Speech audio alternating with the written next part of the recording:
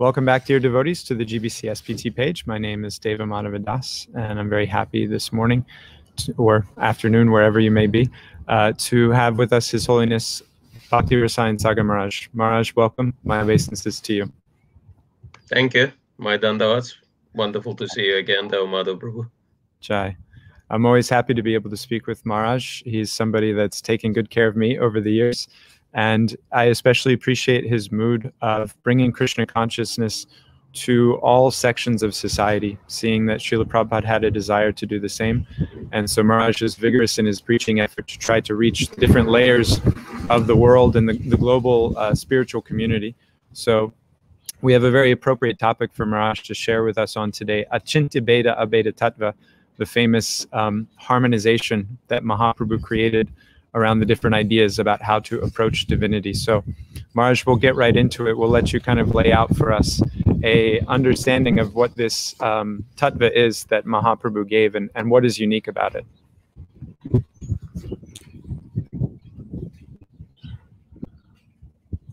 Sorry, I was muted. So thank you very much. Firstly, I wanted to offer my humble obeisances to my spiritual master, all the Vaishnavas, and of course the Supreme Lord. And introducing the topic of Achintya Bheda Abheda Tattva, which Sri Chaitanya Mahaprabhu stressed, it is very interesting one because Achintya means inconceivable, and Bheda means difference, and Abheda means non-difference. So this philosophy means that there is inconceivable unity in diversity, or difference and non-difference. For example, this world is non-different from the Supreme Lord, and yet the Lord has nothing to do with this world. And we are different from our bodies, even though our bodies are also part of us. So this principle is all-pervading, Achintya Bheda Abheda Tattva, and therefore understanding Achintya Bheda Abheda Tattva means that we can properly understand Supreme Lord, the world, and ourselves. So that's in a nutshell. And I was a little research myself I was doing before our conversation, Maharaj, and I was noticing that Mahaprabhu never explicitly gave, you could say, the Sanskrit for this idea, Achintya Bheda Abheda Tattva, and yet it's the understanding of what he had in his conversations with persons like Sarvabhauma Acharya, Prakashananda Saraswati. Maybe you can share a little bit with us about those interactions with those particular persons and what was unique in Mahaprabhu's presentation. Yeah, those personalities, Sarvabhauma Acharya and Prakashananda Saraswati, were Mayavadis. And for Mayavadis, the most important thing is unity or oneness with the Supreme Lord, to such an extent that they think that a person can become God. And Lord Chaitanya Mahaprabhu explained to them that we can never become gods, but we are eternally parts and parcels of the Supreme Lord, meant for his pleasure, meant to serve him. So that was the main idea behind those discussions. Yeah, and it's the understanding that Mahaprabhu has given, it seems to open up a lot of avenues for connection. You do a lot of interfaith work, and each of the different groups, they often have their different angle or understanding that they kind of isolate as the ideal or the best, or even you could say the only way to approach the Supreme. And Mahaprabhu has kind of given us a blank get out of jail free card, so to speak, that we can approach the Lord in any direction and eventually hold someone's hand to bring them to Krishna. Have you experienced that in your conversations, your preaching work, in terms of interfaith, that this Achintya philosophy provides that avenue? Yes, well, Srila Prabhupada, our Founder-Acharya, he was making very important statements in regards to dealing with other faiths and people of other faiths. And therefore, it's really important for us to understand and kind of take that into consideration.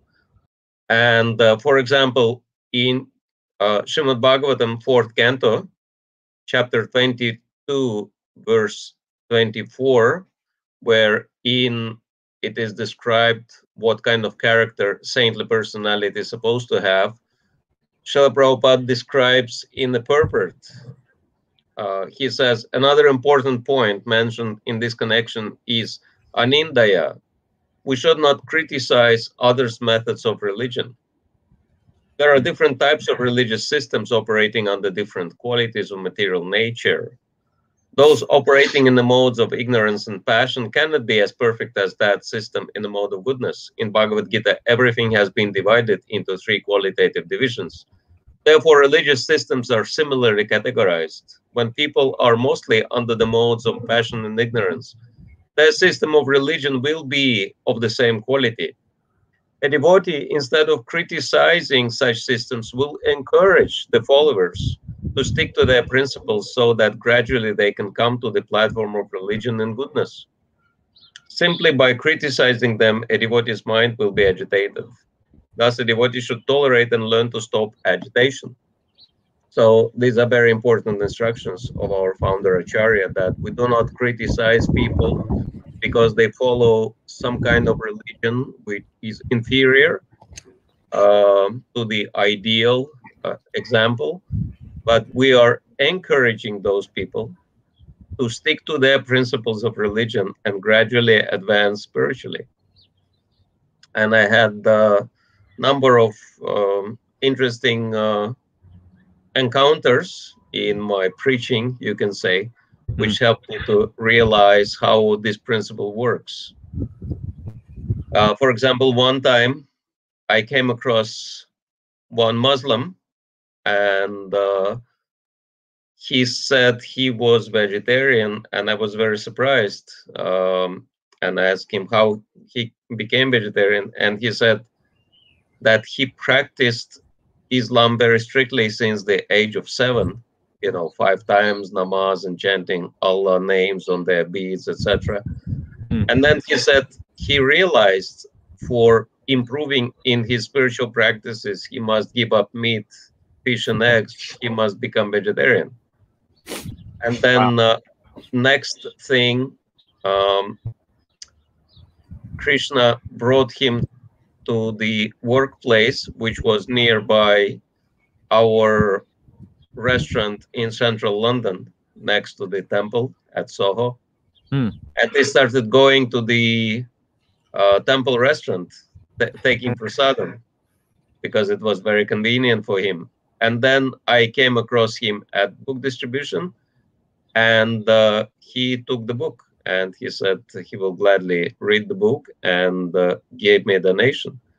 So that was really interesting. I could see how one's Islamic spiritual practices brought one to Krishna consciousness because of the person's sincerity. And so this is why Prabhupada says that we should never try to proselytize, try to change people's faith. We should make their own existing faith stronger. We should help them along the path. And then gradually they will come to Krishna automatically. That's a beautiful point, Maharaj, and it's dangerous. I've experienced that tension myself too. Oops.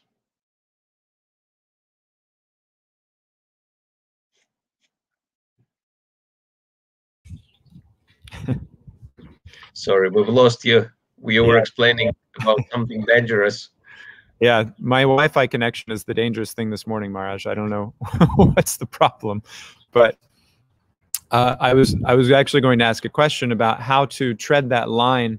We know that in general today, most people are impersonalists in their leaning, and maybe even Mayavads, thinking that God has no personal feature. So how to kind of thread that needle in relating to people trying to help them come to that personal conception of Krishna, even though they may be beginning in this idea that all is one and God is everywhere and God is everything, and therefore I don't have to relate to him as a person. Sure.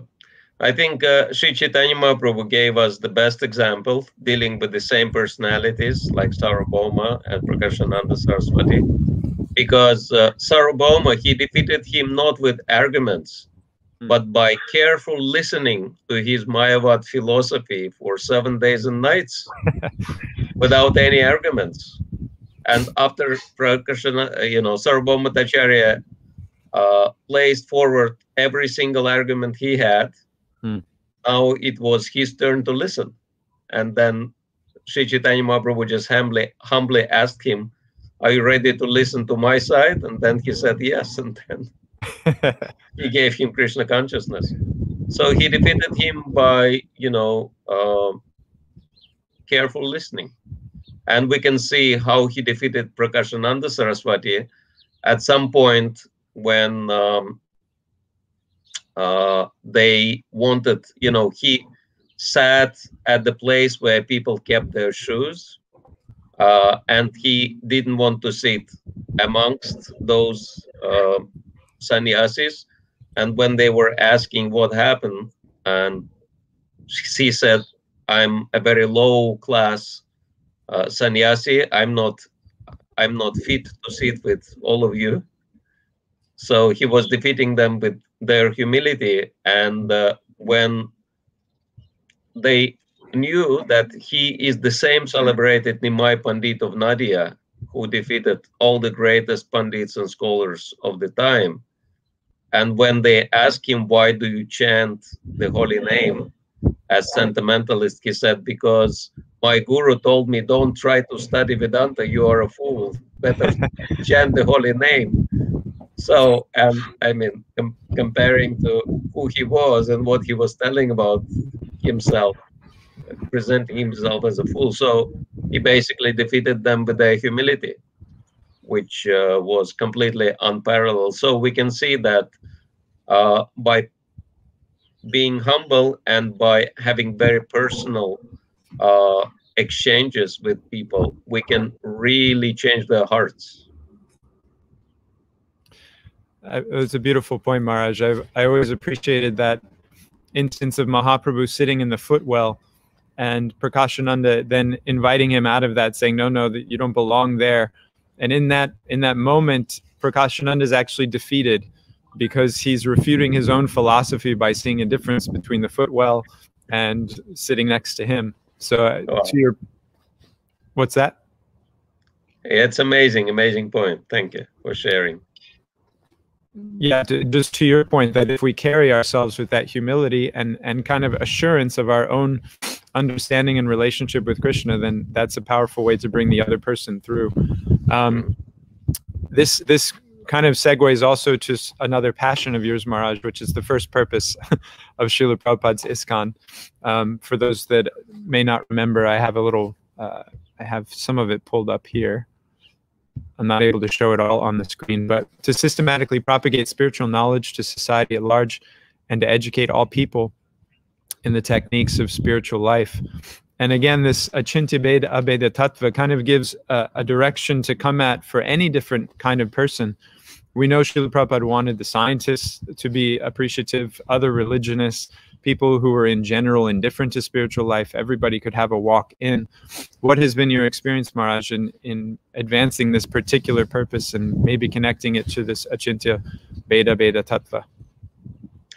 Yeah, well, myself and other devotees, because this is not just my passion, but luckily I have many comrades in that regard, many like-minded devotees, including very senior members of our society, spiritual masters, GBC members. So we're all trying to work together. And yeah, one of the latest moves, we can say, was that His Holiness Bhakti Tirtha Maharaj, who was, of course, big-time visionary in terms of achieving the first purpose of ISKCON and very innovative in his approach, he left Institute for Applied Spiritual Technologies behind, and now it's spearheaded by one devotee lady from Kazakhstan. Her name is Malika Mala Devi Dasi, and she took it globally, that institute, and it grows very successfully. And lately, we entered into the United Religions initiative network, which is the biggest grassroots interfaith network on the planet, consisting of over 1,000 what they call cooperation circles. And we had quite an interesting forum, 7 days forum, dedicated to the United Nations Interfaith Harmony Week. And we had pretty influential spiritual leaders from different traditions taking part in that. From our side, we had a number of speakers, such as Mahatma Prabhu and a number of others. And it was very interesting. And finally, they appreciated us so much. They said, "You're just part of our family, and basically, ready to work with us on any project we want," which is really wonderful. That's wonderful news. What is the, in your experience, what is the effective way to bring our Krishna conscious philosophy into those environments? What allows people to recognize its efficacy and its value? I think Krishna conscious practicality really impresses people. Lately, we are discussing the results, unfortunate results of the pandemic on the world's population, not just in terms of physical mortality and health problems, but also in terms of psychological and mental problems.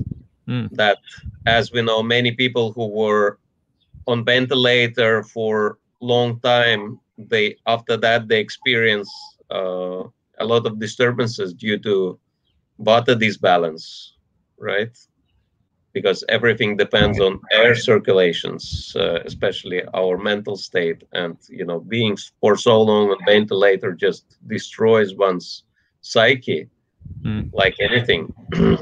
And there are many, many people who suffered greatly, millions of people who suffer. And already, even before that, so many people were stressed out or depressed, and that pandemic added more to the picture. So it becomes like a huge global issue, mental health. And we have amazing therapy. We could offer amazing therapy, which could be helping so many people, and that is cow therapy. And, it's like, I'm just hoping and praying that we don't miss that boat as well, because we already missed the Kirtan boat. Already so many celebrated Kirtaniyas are performing in huge halls, and hundreds and thousands of people ready to pay any money to chant Hare Krishna with them. But, there are hardly any devotees in those circles. And we've missed the Holi, festivals, because, now it turned into the color festivals, and people just making tons of money, and they left spiritual aspect out of it, even though we know it started with, the pastimes between Radha and Krishna. And so if we would introduce the Holi in a proper way, we could be introducing it with spiritual aspect. And now the cow therapy becomes so popular all over the world, but hardly any devotees are involved in it. Even though one devotee said he is trying on a small scale the cow therapy, and he said the benefits are just mind-blowing, because one devotee came extremely depressed, pretty much on suicidal point, and it took him 10 minutes to clean the cow, to hug the cow, to feed the cow, and he became blissful, you know, out of depression completely. And that devotee said, you know, he even tried with autistic people. It helps even them, you know. Wow. That psychiatrical disease is practically incurable, but with the cow therapy, it produces real miracles. So it's just a little example of, you know, what could be done in practical terms to impress the value of spirituality on global population. That's beautiful, Maharaj. And keeping it very practical today, many people have a difficult time even relating to philosophy. And I'm wondering, sometimes we see that in devotees, there's a sense or a need to kind of bring the philosophy into an environment that it may not be natural to bring up. What about on the other side? We hear Mahaprabhu warn us against the poison of hearing impersonal, and especially Mayavad conclusions. How does one kind of safeguard against that influence while being in these environments where people may not be open or yet under?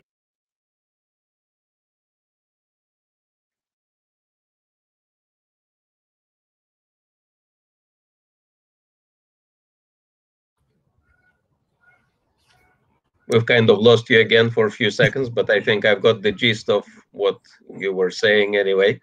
Sure. So, and especially since we're celebrating Sri Chaitanya Charitamrita, and we're just a couple of weeks away from Sri Chaitanya Mahaprabhu's Advent anniversary, I think in terms of having the antidote for Mayavad philosophy, we really need to read Chaitanya Charitamrita, because we can see that Prabhupada spends so much time explaining to us all the pros and cons related to Mayavad philosophy. So we are well versed in those, in those principles Srila Prabhupada explained, then we would not have any problem dealing with Mayavadis.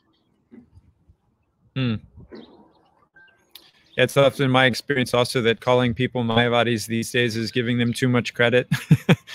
I had one devotee, he told me a Mayavadi is someone who will be able to quote for you the same Bhagavatam shloka that Srila Prabhupada would, but convince you that you're God instead of Krishna. That's a real Mayavadi. And today we don't see too many people in the spiritual sphere that have such a deep conception, that are versed in any kind of scripture, what to speak of the Vedas, what to speak of the Bhagavatam. So oftentimes it's just the kind of confusion and lack of maturity that people have. Yeah, absolutely. Sometimes even atheists, when people call themselves atheists, you don't exactly know what they're referring to. Because I came across one man, and he said, I'm an atheist because when I was young, I was asking God to fulfill my desire. And I had no idea that if my desire will be fulfilled, I'll be in trouble. And God fulfilled my desire. And since then, I don't trust him. Therefore, I'm an atheist. And I was thinking, this is amazing. Atheist means one who has grudge against God or something. So he's convinced that God exists. He just doesn't like him much anymore. Yeah. Doesn't trust him. He doesn't trust him. That's my problem too. I think I might be an atheist by that definition.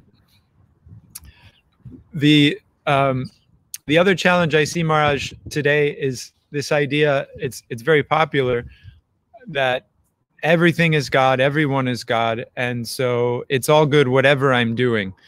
And I know many devotees are concerned about this also, that we, in the mood of reaching out and connecting with others, we kind of water down or lose the potency of our own bhakti practice in the name of these very generic kind of mundane, practically mundane things that many other religionists take to be spiritual because of a kind of pantheistic New Age idea.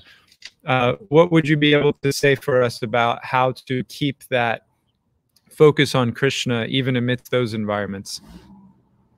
Yeah, we can see that there are quite a few devotees who are succeeding in those circles, and they have very, very strong sadhana. They are very serious about their own chanting and morning programs and association with devotees reading Prabhupada's books. So, you know, it's like pandemic. Prabhupada actually gave that example that you might be in the middle of epidemic uh, outbreak, but if you're inoculated, then you don't have to worry.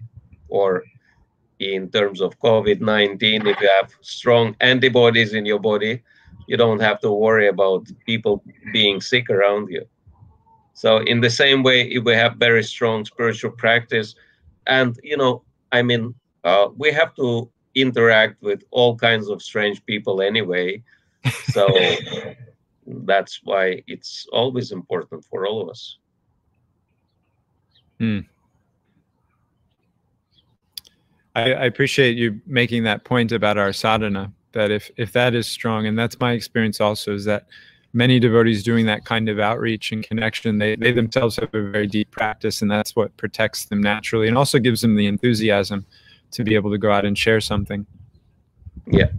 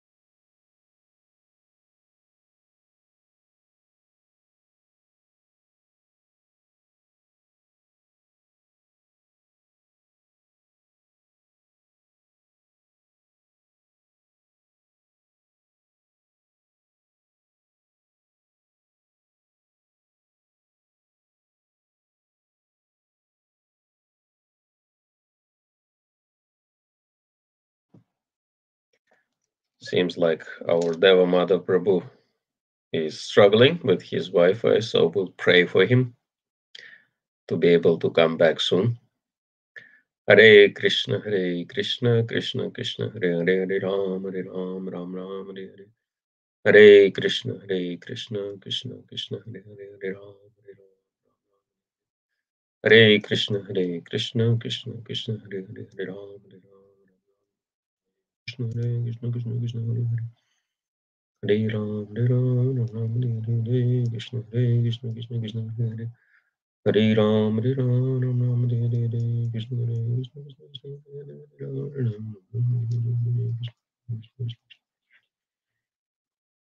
Hare Ram, Ram,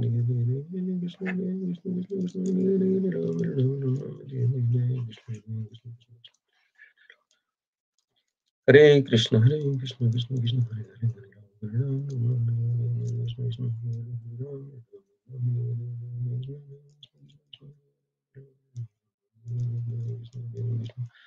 Hare Krishna Krishna, Hare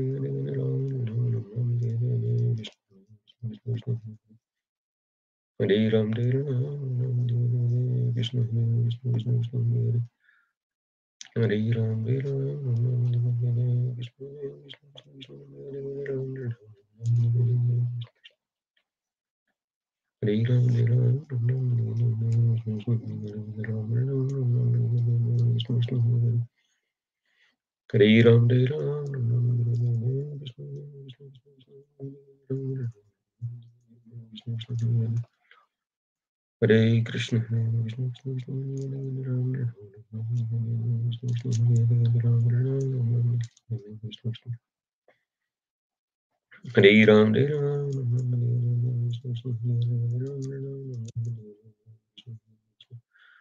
Krishna Krishna,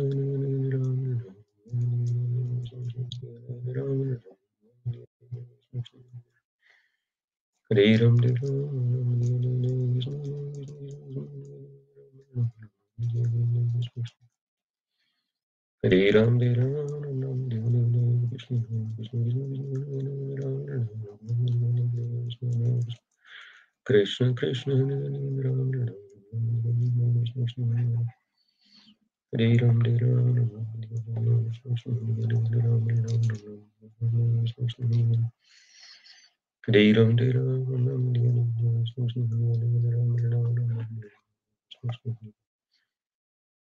Ram, Hare Ram, Krishna Krishna, Hare Ram, Hare Ram, Hare Ram, Hare Krishna, Hare Krishna, Krishna Krishna, Hare Hare, Hare Krishna, Hare Krishna, Krishna Krishna, Hare Ram, Hare Ram, Krishna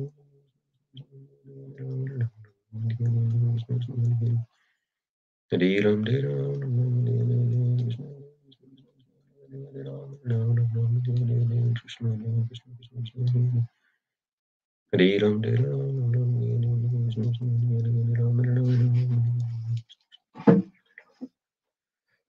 Okay, so we might not get the Mother Prabhu too soon, but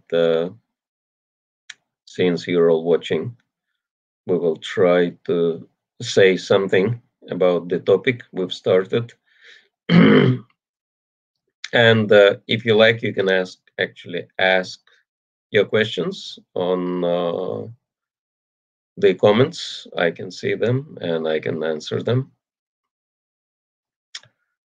So yeah, Sri Chaitanya Mahaprabhu, whose advent we're going to be celebrating quite soon, is the real wealth. We're all searching. Sorry, we'll have Devamada Prabhu online. Haribol Prabhu.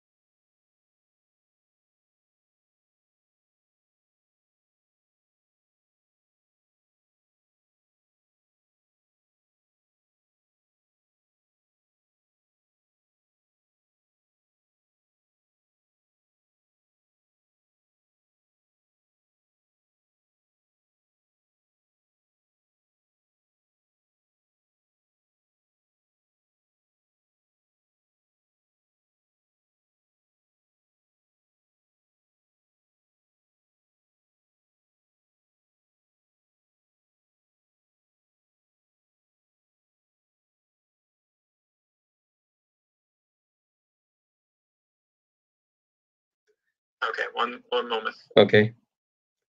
So we might still get the Madhava Prabhu again on the show. Anyway, about Sri Chaitanya Mahaprabhu, that he is the golden avatar, and gold is something which attracts the entire world because everyone's looking for pleasure. But unfortunately, material gold doesn't bring much pleasure. I mean, it might bring some temporary pleasure, but the real pleasure is love of God, and this is the real gift and the real wealth which Sri Chaitanya Mahaprabhu brings. And the whole world is suffering so much because of so many different problems. And the main problem is the lack of real love. And that's the greatest gift we could bring to the whole world, the gift of Mahaprabhu's divine love. And as Prabhupada would say, we can strain our brain to think, how do we share? Firstly, how do we get that gift of divine love for ourselves from Mahaprabhu? And secondly, how can we share that wonderful gift with others? All right. We got the Mahaprabhu again.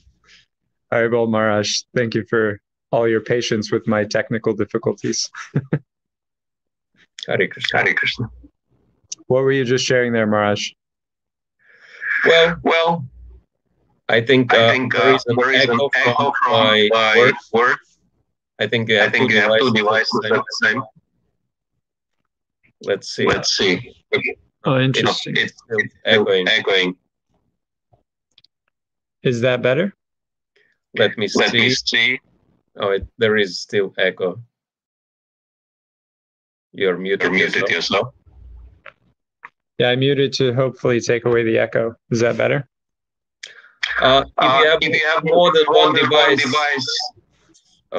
used for streaming, that will create the echo.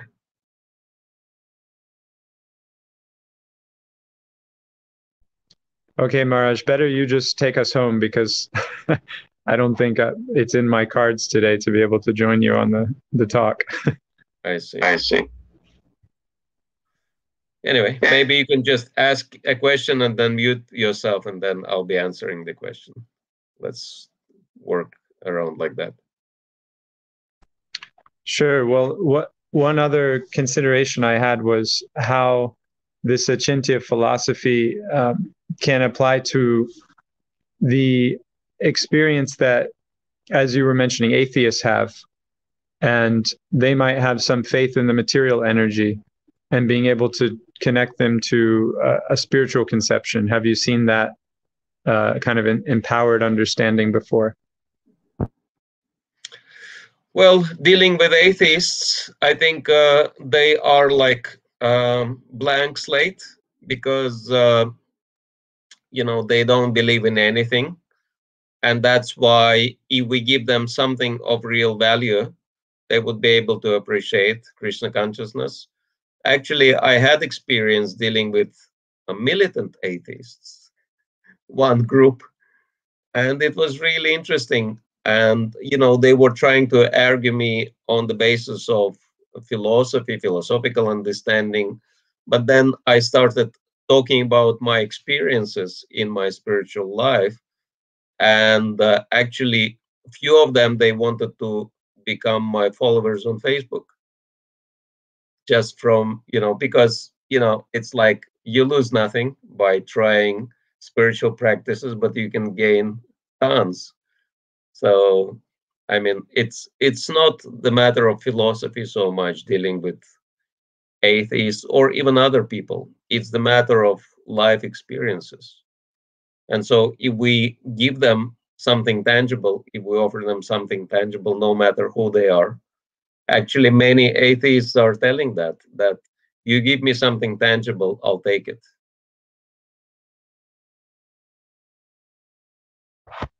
What are those tangible things you feel are most potent to be able to give them as a way to experience something? Of course, the very first thing which comes to mind is prasadam, our secret weapon. But actually, there is another and even greater experience we can offer to everyone, and that is, believe it or not, japa. And we don't think of japa as the greatest preaching tool, because somehow in our minds we think that japa is something exclusively kind of property of the devotees, which is true. Because if someone comes to kirtans or takes prasadam or reads Prabhupada's books or even associates with devotees, we do not necessarily call these people devotees. But if someone chants japa, then we will call that person a devotee. And actually, it is japa which totally transforms one's life and gives one, tangible spiritual experiences. Krishna starts reciprocating with those who chant japa. And therefore, I think the biggest potential in our movement is still unexplored. And I think once we start offering everyone across the border to have experience of mantra meditation in bhakti yoga, I mean, we can, clean it up. We can affect everyone, I think. Now, what will be the difference in the way we would offer that, Maharaj, compared to the other groups already offering mantra meditation, other groups already doing kirtan? In what way would we distinguish ourselves? Well, I think we can boldly advertise the benefits of mantra meditation, which are numerous. And that's something which other groups cannot really, promise.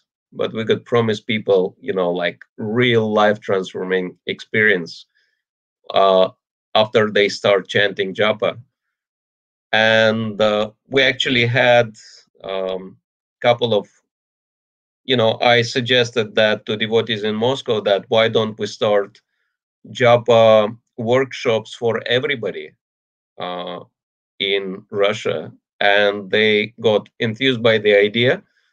And of course, for now, there are still like practicing devotees attending those workshops, but it's already happening. They already, there are already new people, and they come, and they know absolutely nothing about Krishna consciousness. But once they get the taste of japa, they buy Prabhupada's books, and they are interested to associate with devotees, because that's a mind-blowing experience for someone who is totally new.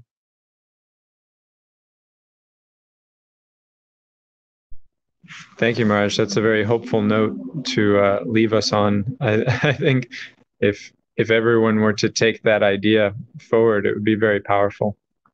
Yeah. Maharaj, thank you again so much for joining us and elaborating on the potential of this Achintya Bheda Abheda Tattva philosophy to bring Krishna consciousness to the whole world. And in fact, you're showing that by practical example with so many broad-minded preaching efforts. Thank you again for joining us. Thank you. Thank you, devotees, for joining the page, and forgive me for all the technical difficulties. Thank you, Maharaj, especially for your patience with all of that. We look forward to having you back again soon. Hare Krishna. Jai. Thank you.